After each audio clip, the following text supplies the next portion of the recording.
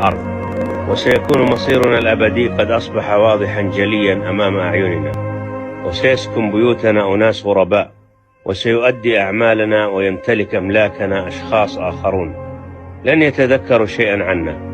فمن فينا الآن يخطر بباله أبو جده؟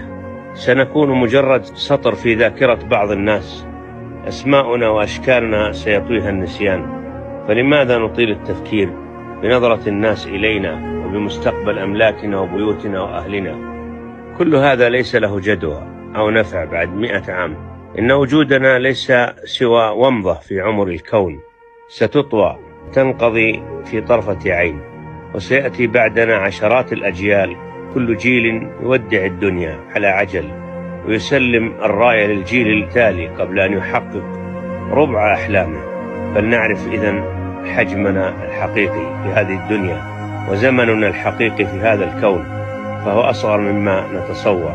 هناك بعد 100 عام وسط الظلام والسكون سندرك كم كانت الدنيا تافهة، كم كانت أحلامنا بالاستزادة منها سخيفة، وسنتمنى لو أمضينا أعمارنا كلها في عزائم الأمور وجمع الحسنات، وخاصة الصدقات الجارية.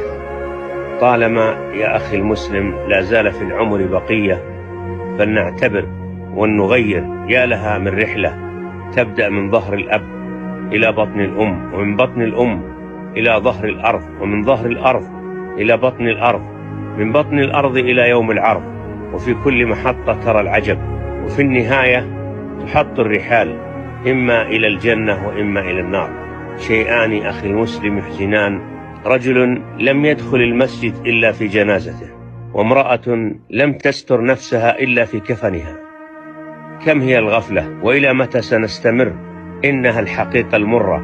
يحضرون للدوام في وقته، ويحضرون للمطار قبل موعده، ويحضرون للمستشفى قبل الموعد أيضا، ثم ينامون عن الصلاة ويقولون مشكلتنا نوم